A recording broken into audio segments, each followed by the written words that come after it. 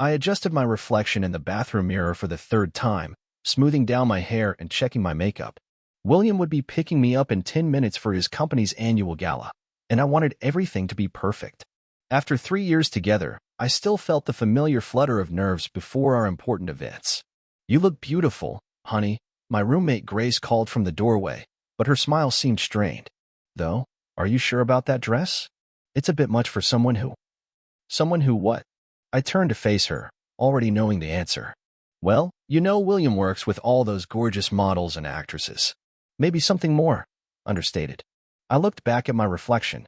The emerald dress hugged my curves perfectly, and I'd saved for months to buy it. But Grace's words planted the familiar seed of doubt that had taken root in my chest over the past year. Maybe she was right. Maybe I was trying too hard.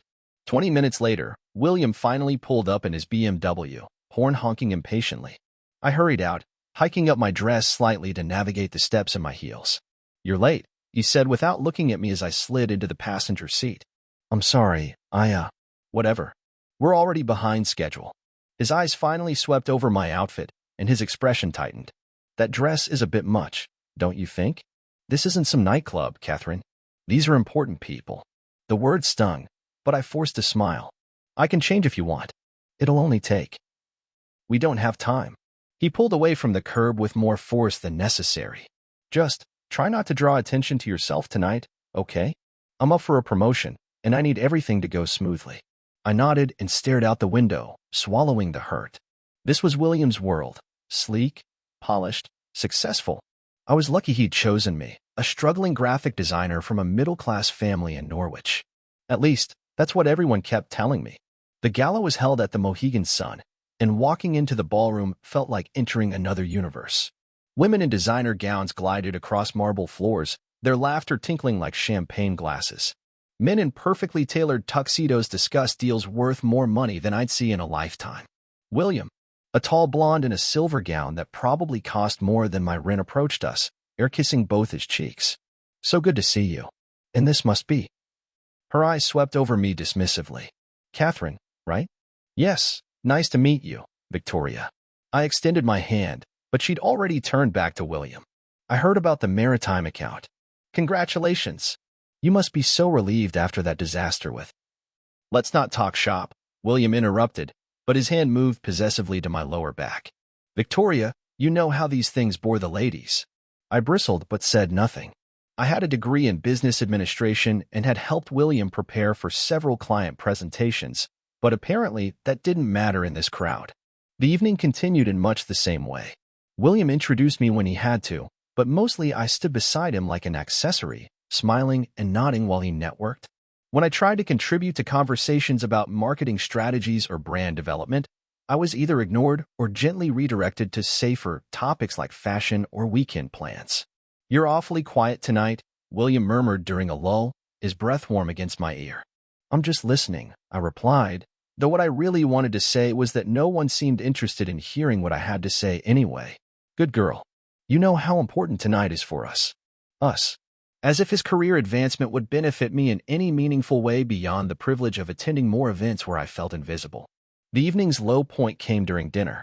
I was seated between William and an older woman named Margaret, who spent most of the meal discussing her daughter's upcoming wedding to a wonderful boy from Stonington. "And what do you do, dear?" Margaret finally asked, turning to me with the kind of polite interest reserved for small talk. "I'm a graphic designer. I specialize in—" "Oh, how creative," she interrupted with a patronizing smile. "Do you do wedding invitations? My daughter might need someone affordable." William laughed a little too loudly. "Catherine's very talented. She designed some marketing materials for my company last year." I wanted to remind him that I designed the entire brand refresh that had won them 3 new clients, but Margaret had already moved on, launching into a detailed description of her daughter's color scheme. Later, as we waited for the valet to bring William's car, I finally worked up the courage to mention something that had been bothering me all evening. "Why didn't you tell Margaret about the maritime campaign? You know I did more than just marketing materials." William's jaw tightened. "Catherine, please. Not here. I'm not trying to make a scene. I just think. You think too much." His voice was sharp now, cutting through the cool night air. "This is exactly what I was worried about. You can't just be happy being my girlfriend. You always have to push, always have to make everything about you." The words hit like a physical blow. That's not what I was doing. I just wanted. You wanted attention. I get it. But tonight wasn't about you, and frankly, you don't have the experience or connections to run in these circles. I bring you to these things because I care about you, but you need to know your place. Know your place. The phrase echoed in my mind as we drove home in silence. When had loving someone become about knowing your place? When had supporting someone become about making yourself smaller? William walked me to my door, his earlier harshness replaced by the familiar charm that had first attracted me to him. I'm sorry if I was short with you tonight, he said, pulling me close. You know how stressed I get at these events. You look beautiful, by the way. I should have told you that earlier. I melted into his embrace despite everything, desperate for the validation. It's okay. I understand. I love you, Katie. You know that, right? I love you too. He kissed me goodly, and I watched him drive away before climbing the stairs to my apartment. Grace was waiting in the living room, still awake despite the late hour. How was it? She asked, though her expression suggested she already knew. Fine. I lied, kicking off my heels and sinking onto the couch beside her. Catherine. Grace's voice was gentle but firm. Can I ask you something? And I want you to really think about the answer. I nodded, too tired to deflect. When was the last time William asked about your day? Not your plans, or whether you could do something for him, but actually asked how you were doing and listened to the answer. The question hung in the air like smoke. I opened my mouth to respond, to defend him, but no examples came to mind. Not recent ones, anyway. He loves me, I said finally, the words feeling hollow even as I spoke them. I'm sure he does. But Catherine, love isn't just saying the words. It's how someone treats you when you're not looking perfect, when you have opinions, when you take up space in the world. I stared at my hands, still perfectly manicured for an evening where I'd felt anything but perfect. I should get some sleep, I said, standing up abruptly. Big day tomorrow. But as I lay in bed that night, Grace's words circled in my mind like vultures. When was the last time William had asked about my day? When was the last time he'd seemed genuinely interested in my thoughts, my dreams, my fears? I pulled out my phone and scrolled through our recent text messages. His side of the conversation was mostly logistics. Pick up dry cleaning, running late, need you to handle dinner reservations. Mine was full of questions about his work, encouragement, offers to help. I was giving everything and receiving the bare minimum in return. The realization settled in my chest like a stone, heavy and undeniable. But love was supposed to be about compromise, wasn't it? About supporting your partner's dreams? Maybe I was just being selfish, like he said. Maybe this was what real relationships looked like once the honeymoon phase ended. I closed my eyes and tried to silence the voice in my head that whispered I deserved better. After all, William was successful, handsome, ambitious. He'd chosen me out of all the women he could have had. Wasn't that enough? It had to be enough. Because the alternative, that I'd spent 3 years of my life settling for scraps of affection, was too painful to consider.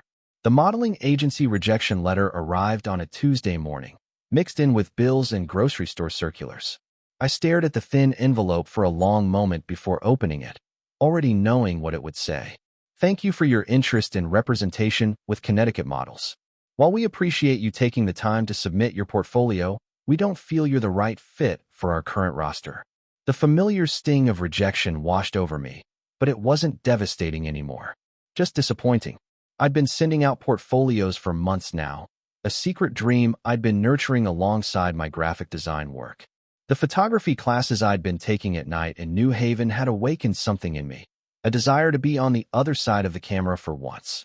More mail for the future supermodel? Grace teased as she emerged from the kitchen with coffee, but her smile faded when she saw my expression.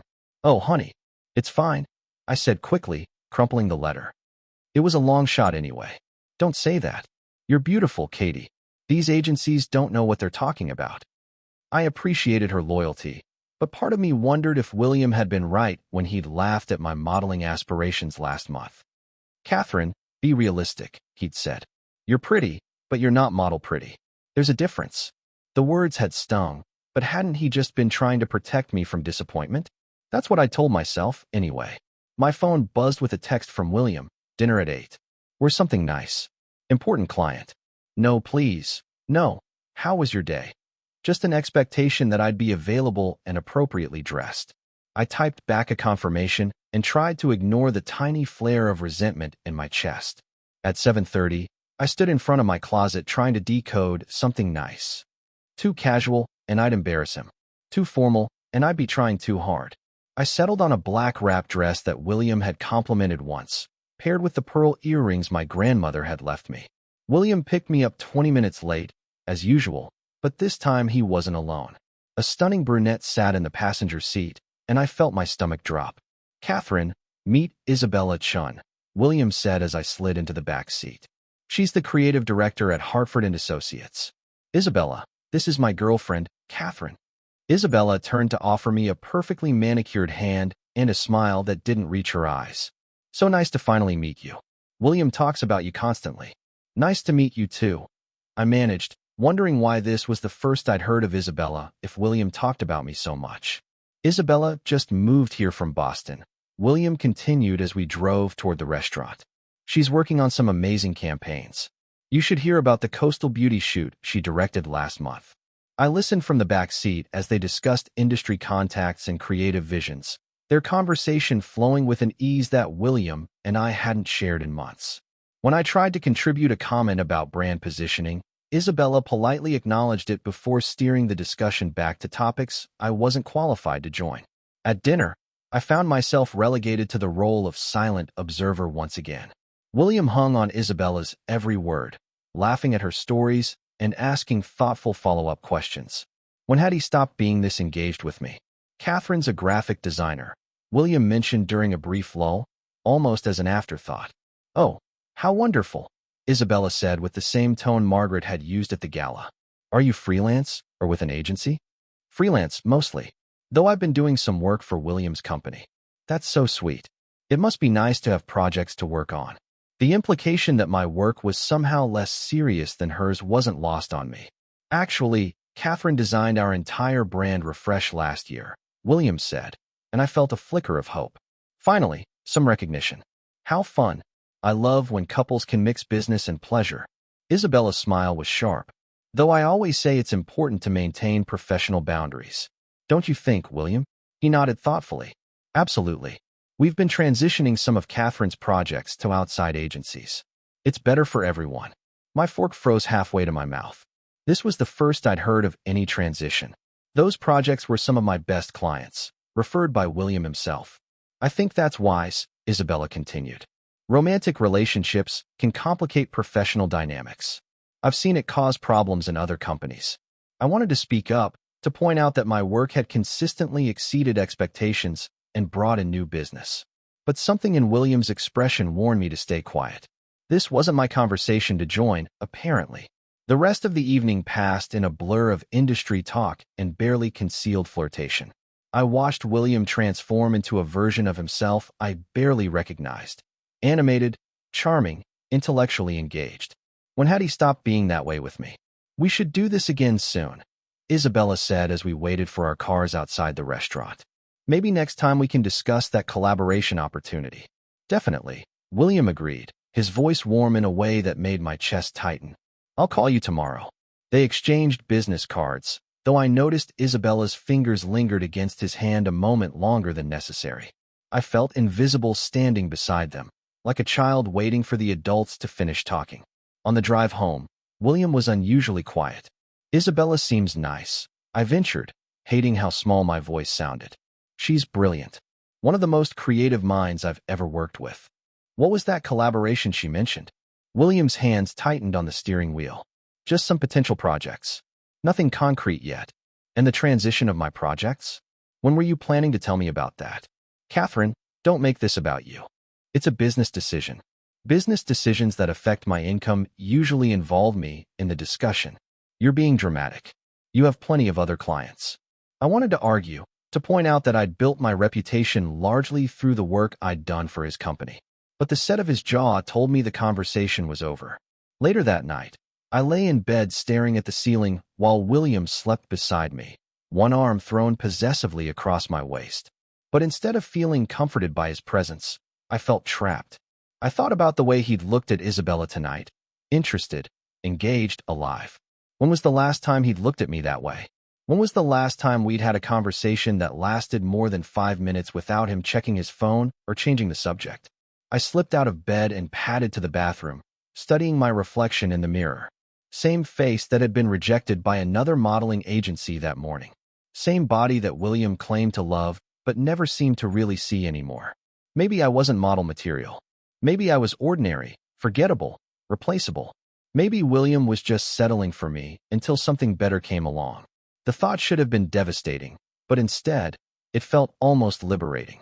If I was going to be discarded anyway, why was I working so hard to be perfect? Why was I shrinking myself to fit into spaces that didn't want me? I pulled out my phone and scrolled through the modeling agencies I'd bookmarked, but never had the courage to contact. Elite faces stared back at me from their websites. Women who looked nothing like me, with their sharp cheekbones and impossibly long legs. But then I found something different. A newer agency in New York called Authentic Images, with a tagline that made my heart skip: real beauty, real stories, real women. Their roster was diverse in every sense of the word, different ethnicities, ages, body types, and styles. These weren't cookie-cutter models. They were women who looked like they had stories to tell. Before I could lose my nerve, I filled out their online submission form and uploaded the best photos from my portfolio. The ones William had said were pretty good for amateur work. I hit submit at 2:47 a.m., then crept back to bed and curled up as far from William as possible without falling off the mattress. For the first time in months, I fell asleep with something that felt dangerously like hope. 3 weeks later, I was staring at an email that made my hands shake. Dear Catherine, thank you for your submission to Authentic Images. We'd love to meet with you to discuss representation.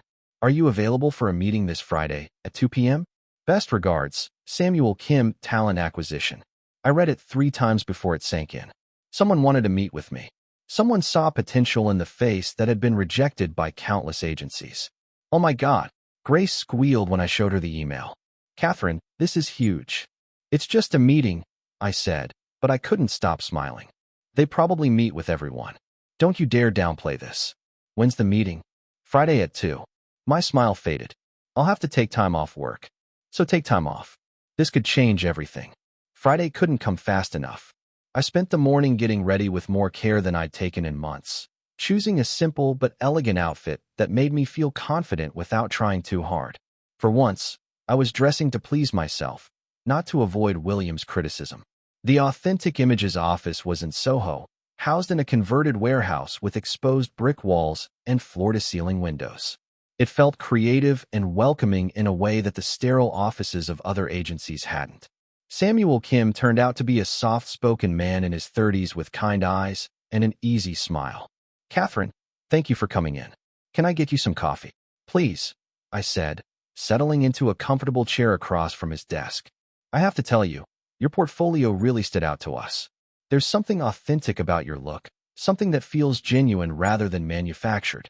I felt heat rise in my cheeks. Thank you. I have to admit, I've heard the opposite from other agencies. Let me guess, not conventional enough? Not the right type? Samuel shook his head. The industry is changing, Catherine. Brands want real people, diverse voices, stories that resonate with actual consumers. You have that quality. We talked for an hour about the industry, about my goals, about what representation with Authentic Images would look like.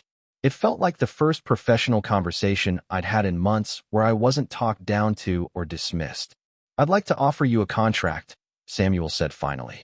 We have a client looking for exactly your look for a campaign launch next month. Are you interested? I wanted to say yes immediately, but William's voice echoed in my head. Be realistic. You're not model pretty. Can I think about it over the weekend? I asked. Of course. But Catherine? Samuel's expression was serious. Don't let anyone else's limitations become your own. You have something special. I floated home on a cloud of possibility, the contract offer burning like a secret in my purse. For the first time in years, I felt like I was moving towards something instead of just waiting for things to happen to me. William was already at my apartment when I arrived, sitting on the couch with Grace looking deeply uncomfortable. There you are, he said, standing up. Grace said you had some kind of job interview? Something like that. I glanced at Grace, who mouthed sorry and disappeared into her room. What kind of job interview? You didn't mention anything to me. I took a deep breath. A modeling agency wants to represent me. William's expression shifted from confusion to disbelief to something that might have been anger. Catherine, we've talked about this. You can't keep chasing these fantasies. It's not a fantasy. They offered me a contract. They what? He ran a hand through his hair, a gesture I'd once found endearing but now recognized as irritation. Catherine, these people prey on desperate women. They'll take your money and give you nothing in return. They're not asking for money. They have a client who Stop. His voice was sharp enough to make me flinch. Just stop. This is embarrassing, Catherine. You're a grown woman, not some teenager with delusions of grandeur. The words hit like a slap, but something else rose up to meet them. Anger, hot and bright and unfamiliar. Embarrassing to whom? I asked quietly. To me. To us. Do you know what people would say if my girlfriend was running around pretending to be a model? Isabella mentioned she saw you at some agency yesterday. I had to make excuses for you. Isabella saw me? The betrayal cut deeper than his criticism. How? She has friends in the industry. Word gets around. William moved closer, his voice softening into the manipulative tone I was starting to recognize. Baby, I'm trying to protect you. You don't understand how these people operate. Which people? The ones who think I'm good enough, or the ones who think I should know my place? His face darkened. Don't be dramatic. I never said. You said I wasn't model pretty. You said I was being unrealistic. You said. I said those things because I love you. The explosion came out of nowhere, loud enough that I heard Grace's door close firmly down the hall. Because I don't want to see you get hurt chasing something that will never happen. We stared at each other across the sudden silence, and I realized this was the first time in 3 years that William had raised his voice at me. Not because he'd never been angry, but because I'd never pushed back hard enough to provoke it. Why will it never happen? I asked, my voice deadly calm. Because. He struggled for a moment, and I saw the exact moment he decided to be cruel. Because you're not special, Catherine. You're pretty enough, but you're not extraordinary. You're not the kind of woman who becomes a model or has a big career or changes the world. You're ordinary. And there's nothing wrong with that, but you need to accept it. The words hung in the air like smoke from a house fire, toxic, choking, impossible to ignore. I felt something fundamental shift inside me, like tectonic plates moving after years of pressure. Get out, I said softly. Catherine, get out of my apartment. You're overreacting. I'm just trying to be honest. Get out. The words came from somewhere deep in my chest, somewhere I'd kept locked away for 3 years. William actually took a step back, his eyes wide with shock. Catherine, calm down. We can talk about this. There's nothing to talk about. I want you to leave. Now. For a moment, I thought he might argue further. But something in my expression must have convinced him I was serious because he grabbed his jacket and headed for the door. Fine. Call me when you're ready to be reasonable. The door slammed behind him, and I stood in the sudden quiet of my apartment, shaking with adrenaline and something that felt remarkably like freedom. Grace emerged from her room cautiously. Katie? You okay? I looked at her, this friend who'd tried to warn me for months, who'd watched me make myself smaller and smaller to fit into William's life. I think I'm going to sign that contract. Her face broke into a grin. It's about time. That night, I called Samuel Kim and accepted the offer. And for the first time in 3 years, I went to sleep excited about tomorrow instead of dreading it. The Authentic Images contract felt like a passport to a different life. Over the next few weeks, I threw myself into this new world with an energy I'd forgotten I possessed. My first shoot was for a skincare campaign targeting real women with real skin, a far cry from the airbrushed perfection I'd grown up seeing in magazines. You're a natural, said Maria, the photographer, as I changed poses in front of a simple white backdrop. There's something honest about your expressions. The camera loves authenticity. I thought about all the times William had told me to tone it down or not try so hard. Here, being myself wasn't just accepted, it was valued. The campaign images were scheduled to go live in a month, but Samuel had already sent me to 3 more casting calls. I didn't book all of them, but I booked enough to start believing this might actually work. William had called 17 times in the first week after our fight. I'd let every call go to voicemail, but I listened to each message. They followed a predictable pattern: anger, dismissal, bargaining, and finally, attempts at charm. Catherine, you're being childish. Call me back. I talked to Isabella about this modeling thing. She says these agencies are all scams. I'm trying to save you from embarrassment. Baby, I miss you. We both said things we didn't mean. Let's work this out. I saw you at that coffee shop on Bank Street. You looked good. Call me. The last message had been yesterday, and something about his tone made my skin crawl. There was a possessiveness there that I'd mistaken for love for far too long. "He's following you," Grace said when I told her about the message. "That's not romantic, Katie. That's creepy. He's not following me. We just happen to be in the same area sometimes." But even as I said it, I remembered seeing his car outside Authentic Images the day before, and my stomach tightened. "You need to be careful," Grace continued. "Men like William don't like losing control." I wanted to argue, to defend the man I'd loved for 3 years. But love and possession weren't the same thing, were they? Real love wanted the other person to flourish, not to stay small and manageable. My phone rang, interrupting my thoughts. Samuel's name flashed on the screen. "Catherine, great news. Remember that Billboard campaign I mentioned? The client loved your test shots. They want to offer you the contract." My heart stopped. A billboard. Times Square, Madison Avenue, and several locations in Midtown. It's a major campaign for Mystic Beauty, their new Embrace Your Glow line. The pay is substantial, and the exposure will be incredible for your career. I sank onto my couch, overwhelmed. 3 months ago, I'd been invisible at Williams' work events. Now my face might be 40 feet tall in the heart of Manhattan. "Catherine? You there?" "Yes, sorry. Yes, I want to do it." "Excellent. The shoot is next Wednesday. This is going to change everything for you." After I hung up, I sat in stunned silence for a long moment. Then I did something I hadn't done in years. I called my mom. "Catherine, what a lovely surprise." "How are you, sweetheart?" "Mom, I have something to tell you." I took a deep breath. "I'm going to be a model." There was a pause, and I braced myself for skepticism or concern. "Oh, honey, that's wonderful. I always knew you had it in you. Tell me everything." For the next hour, I filled my mother in on the agency, the contracts, the Billboard campaign. She listened with the kind of enthusiasm and pride that I'd been craving from William for years. "I'm so proud of you for taking this leap," she said. "Your father and I always worried that you were holding yourself back." "What do you mean?" "Well, you've always been so concerned with what other people thought, so focused on making everyone else comfortable. We worried you'd forget to make yourself happy." Her words hit home in a way I wasn't prepared for. I think I did forget for a while. But you remembered. That's what matters. After we hung up, I looked around my apartment with new eyes. How had I never noticed how much of William's presence had crept into my space? His books on my shelves, his preference for minimalist decor overriding my love of color and texture, his photo on my nightstand where my own artwork used to sit. I spent the rest of the evening reclaiming my space, boxing up his things and putting my own personality back on display. It felt like waking up from a long dream. The Billboard shoot was everything I'd imagined and more. The photographer, Thomas, was a legend in the industry, known for capturing natural beauty in dramatic ways. The creative director, Rachel, made me feel like a collaborator rather than just a subject.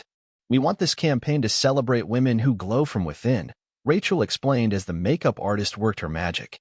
"Confidence is the best cosmetic, and you have that in spades." The irony wasn't lost on me. 6 months ago, William had been telling me I wasn't pretty enough to model. Now I was the face of a campaign about inner beauty and confidence. The shoot went better than I could have dreamed. Thomas captured something in my expression that I barely recognized: strength, joy, self-possession.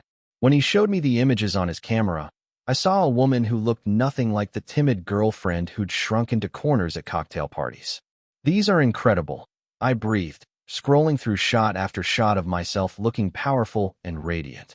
"You should see the Billboard mock-up," Rachel said, pulling up her laptop. "Thomas, show her the Times Square placement." My face filled the screen, 40 feet tall and glowing, with the tagline "Embrace Your Glow" in elegant script below. The location marker showed it would be positioned directly across from the Atlantic Towers building, William's office. I stared at the mock-up, a slow smile spreading across my face. The girl who'd been told she wasn't special enough was about to look down on the man who'd tried to keep her small. "It goes live next Monday," Rachel said. "Are you ready to be famous?" I thought about William's office window, about all the mornings he'd stood there feeling superior to the world below, about Isabella and her cutting comments about professional boundaries, about everyone who'd ever made me feel like I should apologize for taking up space. "I'm ready," I said, and for the first time in my life, I truly was. Monday morning arrived crisp and clear, perfect weather for a Billboard reveal. I woke up before my alarm, too excited to sleep, and spent extra time getting ready. Not for anyone else's approval, but because I wanted to look like the woman in those photographs, confident, radiant, unafraid. Samuel had invited me to watch the Billboard go live from the Authentic Images office, which had a perfect view of Times Square. I arrived early, my stomach buzzing with nervous energy. "Big day," Samuel said, greeting me with coffee and a smile. "How are you feeling?" "Terrified. Excited. Like I might throw up." I laughed, surprised by my own honesty. "Is that normal?" "Completely. I remember my first big campaign. I couldn't eat for 3 days." He led me to the conference room, where floor-to-ceiling windows offered a panoramic view of the city. "But Catherine, I want you to remember something today. You earned this. Every rejection, every doubt, every person who told you to be realistic, none of that matters now. This is your moment." At exactly 9 a.m., the billboard flickered to life. 40 feet tall and impossible to ignore, my face looked out over the city with a serene confidence I was still learning to feel. The image was stunning. Thomas had captured something in my expression that was both vulnerable and powerful, real and aspirational. Below my portrait, "Embrace your glow," sparkled in golden letters. "Oh my God," I whispered, pressing my hand to the window. "That's really me." "That's really you," Samuel confirmed, his voice warm with pride. "How does it feel to be on top of the world?" I couldn't answer immediately. I was thinking about every casting rejection, every dismissive comment, every time someone had made me feel ordinary or forgettable. None of it mattered now. I was literally larger than life, commanding attention from everyone who walked through the heart of Manhattan. My phone started buzzing almost immediately. Grace had sent a string of excited texts with photos of the billboard from different angles. My mom called, crying happy tears. Friends I hadn't heard from in months reached out with congratulations. But the call I was waiting for never came. Around lunchtime, Samuel found me still standing at the window, watching people on the street below crane their necks to look at my billboard. "Want to take a walk?" he suggested. "Experience it from ground level." We made our way down to Times Square, and the reality of seeing my face from the street was overwhelming. Tourists were taking photos, pointing, discussing the campaign. I felt simultaneously invisible and exposed. They were looking at me, but they didn't know they were looking at me. "This is surreal," I murmured to Samuel as we stood in the crowd. "Gets easier," he said. "Though I have to warn you, your phone's about to explode. The campaign's already trending on social media." He was right. By the time we made it back to the office, I had hundreds of notifications. Instagram followers were pouring in, LinkedIn was buzzing with connection requests, and my email inbox was full of interview requests and collaboration opportunities. But still nothing from William. It wasn't until Wednesday that I realized he had seen it. I was at Captain Scott's lobster dock near my apartment when I spotted him through the window, sitting in his car across the street, staring at his phone with an expression I'd never seen before, something between rage and panic. Our eyes met through the glass, and I watched his face cycle through a series of emotions before settling on that familiar, charming smile. He got out of the car and walked into the restaurant with the casual confidence of someone who belonged in my life. "Catherine." He said my name like a prayer, sliding into the seat across from me without invitation. "You look incredible." "Thank you." I kept my voice neutral, though my heart was racing. Up close, he looked different, older somehow, with dark circles under his eyes and an edge of desperation he was trying to hide. I saw the billboard. His smile faltered slightly. "I have to admit, I was wrong about the modeling thing. You're everywhere. Just a few locations in Manhattan. Don't be modest. Isabella says the whole industry is talking about you. The girl who came out of nowhere. That's what they're calling you." The mention of Isabella made my stomach tighten. "How's Isabella?" Something flickered across his face. "She's fine. We're working together on that collaboration I mentioned." "How nice for you both." "Catherine, can we talk?" "Really talk?" "I know I said some things, You said I wasn't special." The words came out steady and clear. "You said I was ordinary. That I should accept my limitations." William flinched as if I'd slapped him. "I was trying to protect you." "From what? From success? From feeling good about myself? From disappointment?" The words came out sharper than he'd intended, and several nearby customers looked our way. He lowered his voice. "I've seen what this industry does to people. The rejection, the exploitation, the validation, the career opportunities, the financial independence." He was quiet for a moment, studying my face like he was seeing me for the first time. "You've changed. I've grown up. I miss you, he said quietly, and for a moment, I saw a glimpse of the man I'd fallen in love with. I miss us. The way we used to be. You mean when I was small enough to fit into the corners of your life? That's not fair, isn't it? I leaned forward, meeting his gaze directly. When was the last time you asked about my dreams, William? When was the last time you were proud of something I accomplished instead of threatened by it? He opened his mouth to argue, then closed it again. We both knew the answer. I want to try again, he said finally. I can change. We can figure this out. We. I shook my head. There is no we anymore. There's you, building your career and keeping me small enough not to overshadow it. And there's me finally discovering what I'm capable of. So that's it. 3 years together, and you're throwing it all away for some modeling career that might not even last. The dismissiveness in his voice was like a key turning in a lock, opening a door I'd kept closed for too long. I'm not throwing anything away, I said, standing up. I'm finally picking something up. My self-respect. I walked out of the restaurant without looking back, leaving William sitting alone at the table. My hands were shaking, but not from fear, from the intoxicating rush of finally standing up for myself. My phone rang before I'd made it a block. William. I declined the call and kept walking. The weeks following the Billboard launch were a whirlwind of opportunities I'd never imagined. Authentic Images was fielding calls from major brands, magazine editors, and casting directors. My Instagram following had exploded to over 100,000, and Samuel had hired an assistant just to manage my bookings. You're officially in demand, he told me over lunch at a trendy restaurant in Greenwich Village. But I want to make sure we're strategic about what you say yes to. Your image is authentic, aspirational, relatable. We need to maintain that. I nodded, still adjusting to the idea that I had an image to maintain. 6 months ago, I'd been invisible. Now I was being offered contracts that would pay more in a month than I'd made in a year of freelance graphic design. There's something else, Samuel continued, sliding a folder across the table. Vogue wants to do a feature on you. The Billboard girl who's changing beauty standards. It would be a 6-page spread. My coffee cup rattled against the saucer as I set it down. Vogue wants to interview me? Not just interview. They want to photograph you, tell your story. This is career-defining, Catherine. I opened the folder with trembling fingers. The proposal was everything I'd dreamed of and more. A chance to talk about authenticity and modeling, about redefining beauty standards, about the importance of believing in yourself even when others don't. There's one thing, Samuel said carefully. They want to discuss your personal life. The journey from regular person to Billboard model. That might include questions about relationships, what motivated your transformation.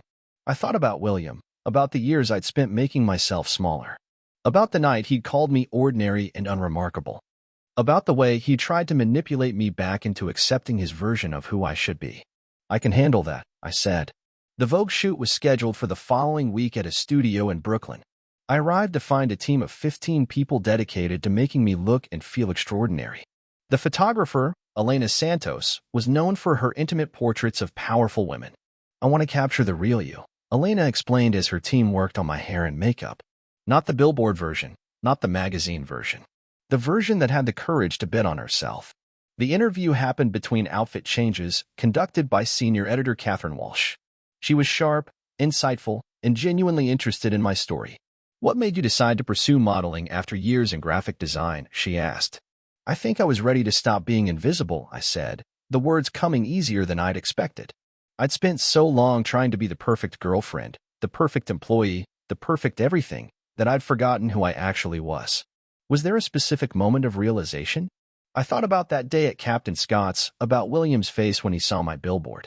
About the way he tried to diminish my success even as he asked me to come back.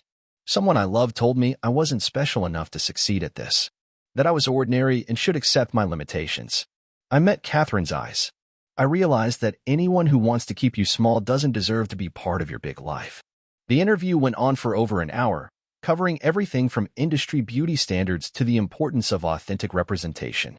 Catherine asked about my future goals, my advice for other women, my thoughts on success and self-worth. One last question, she said as we wrapped up. What would you say to the person who told you that you weren't special? I smiled, thinking of my face 40 feet tall above the city, of the opportunities flooding in, of the woman I was becoming. Thank you for showing me what I was capable of when I stopped believing you. The Vogue issue hit newsstands 3 weeks later, and the response was immediate and overwhelming.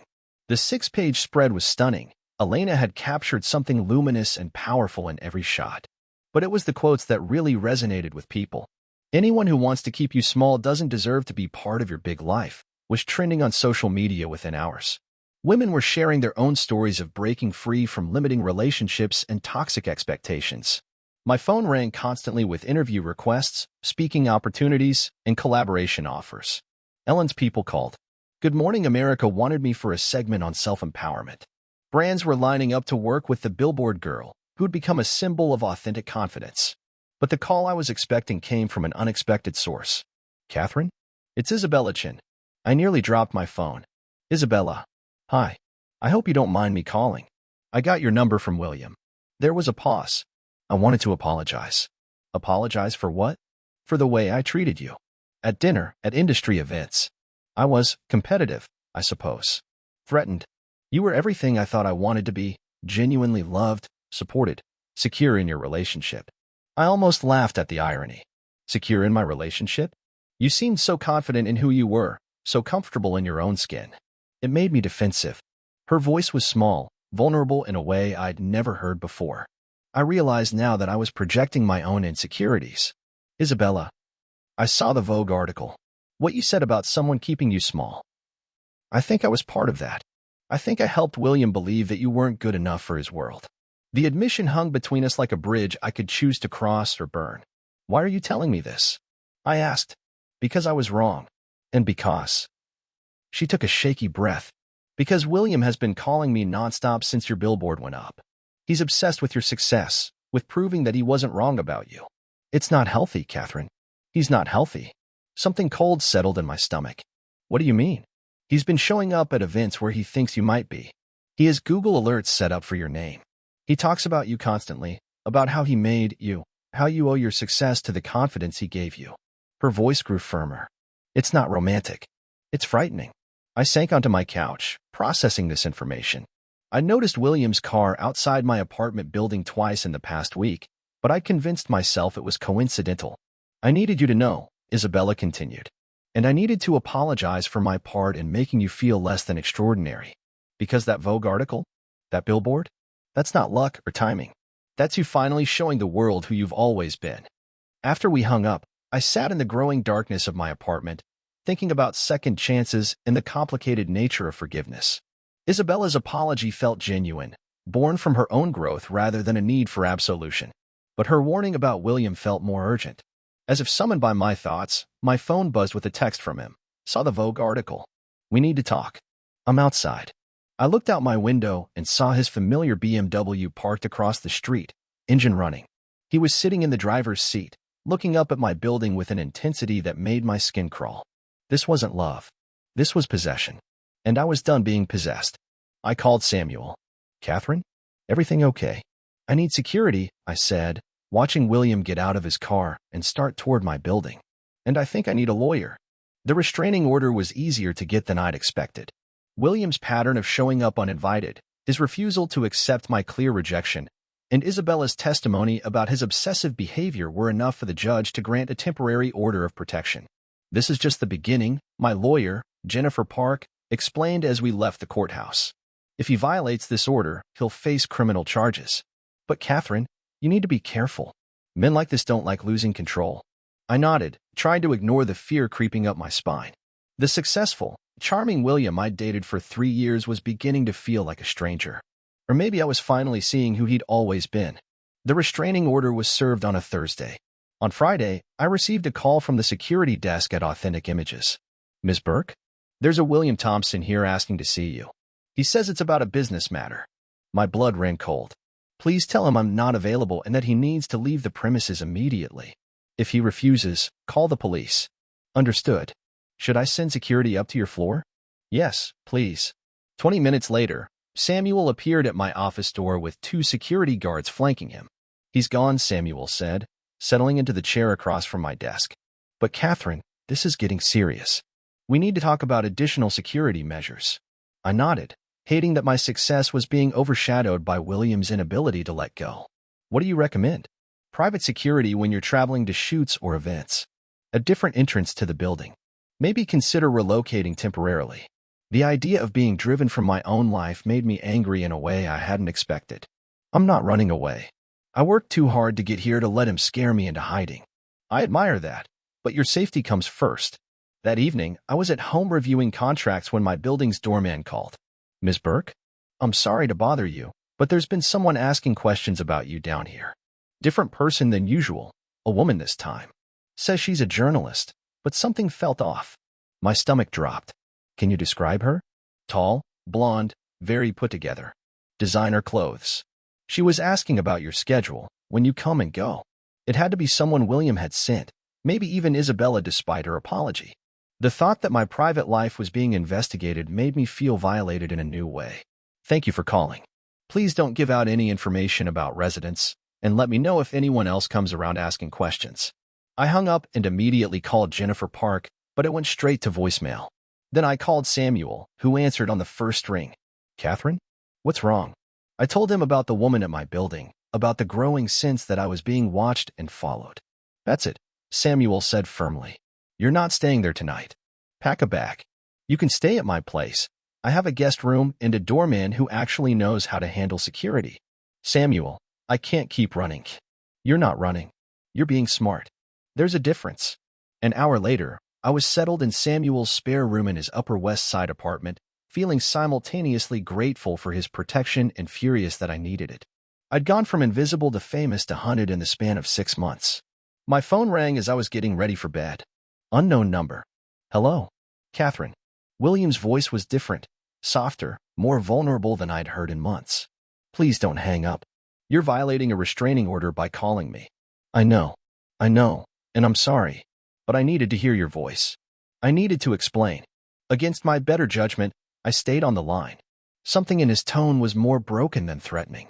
I saw the Vogue article, he continued. I read what you said about me, about someone keeping you small. I never mentioned your name. You didn't have to. I knew. There was a long pause. Was I really that bad? Did I really make you feel ordinary? The question caught me off guard. This wasn't the manipulative, controlling William I'd been expecting. This sounded like genuine remorse. Yes, I said quietly. You did. I thought I was protecting you. From disappointment, from failure. I thought if you succeeded without me, you'd leave me. So you tried to make sure I wouldn't succeed at all? I didn't mean to. I swear to God. Catherine, I thought I was loving you the right way.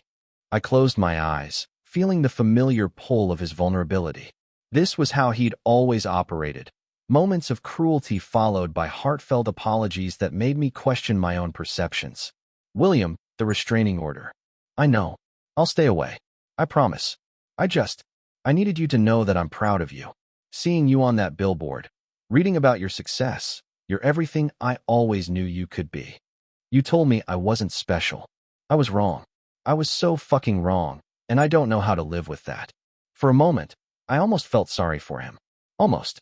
You live with it by letting me go, I said. By getting help. By learning to love someone without needing to control them. And if I do that, if I get better, could there ever be? No.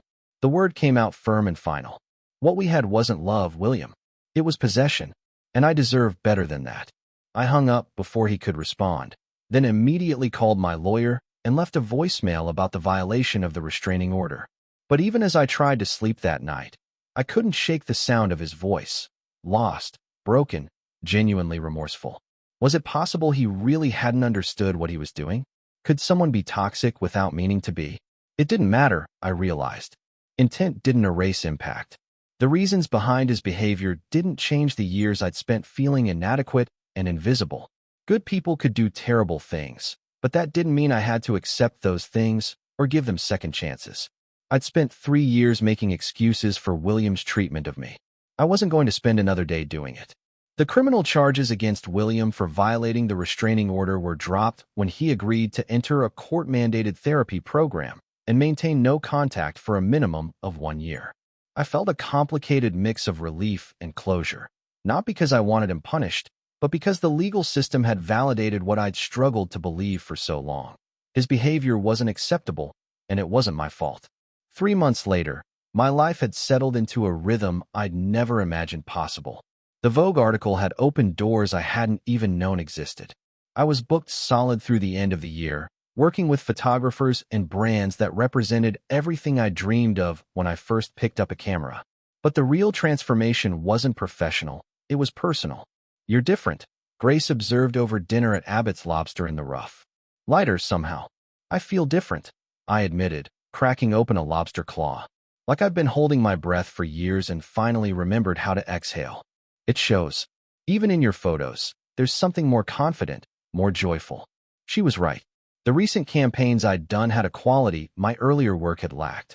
Where before I'd been trying to prove I belonged, now I simply did belong. The difference was subtle but unmistakable.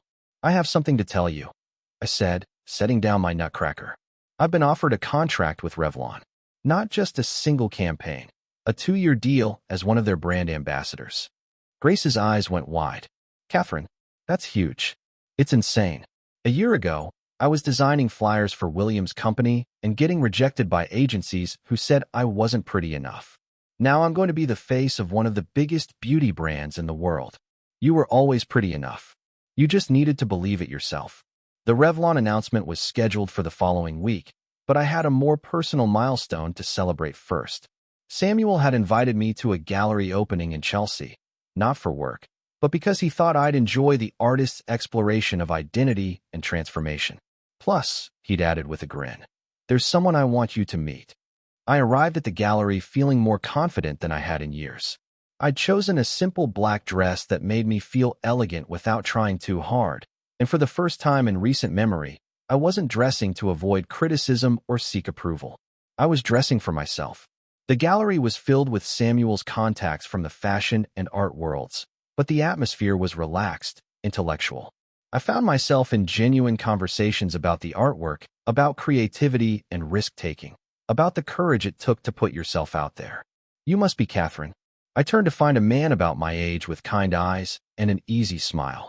He was handsome in an understated way, not the aggressive attractiveness that William had wielded like a weapon, but something warmer and more approachable. "I must be," I replied, smiling back. "And you are?" "Nathan Morrison. I'm the artist whose work you're currently surrounded by." I looked around with new appreciation at the paintings covering the gallery walls, intimate portraits that seemed to capture something essential about their subjects. "These are incredible," I said, meaning it. "There's something so honest about them." That's what I was going for. "I'm interested in the space between who we think we are and who we actually are." He gestured toward a particularly striking piece, a woman looking at her reflection, but her mirror image showed someone completely different. "Samuel tells me you know something about that journey." "I'm learning," I said. "It's harder than it looks." The best transformations usually are. We spent the next hour walking through the gallery together, Nathan explaining his process and inspiration while I shared my own thoughts about identity and self-discovery. It was the kind of conversation I'd always craved, intellectual, challenging, genuine. "Can I ask you something?" Nathan said as we paused in front of his centerpiece, a large canvas titled Becoming. "Sure. Samuel mentioned you've been through a difficult period recently. Someone trying to keep you small, if I understood correctly." I nodded, surprised by how little it hurt to acknowledge now. "What was the moment you realized you deserved better?" I thought about it, really considered the question instead of giving an easy answer. "I think it was when I realized I'd started to believe his version of who I was," I said finally. "I was so focused on being the girlfriend he wanted that I'd forgotten who Catherine actually was."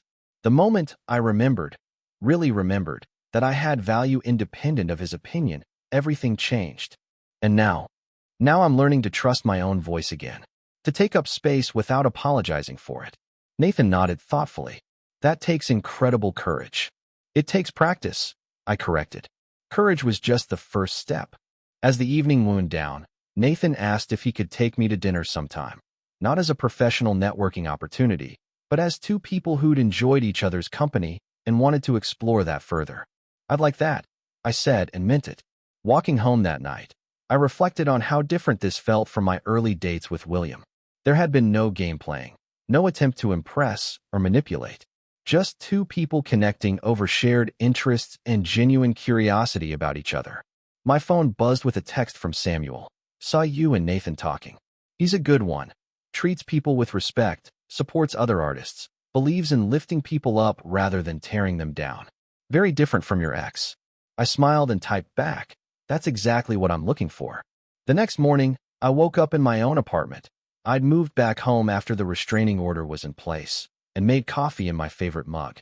Sunlight streamed through windows I'd forgotten were so bright, and for the first time in years, I felt truly at peace with my own company.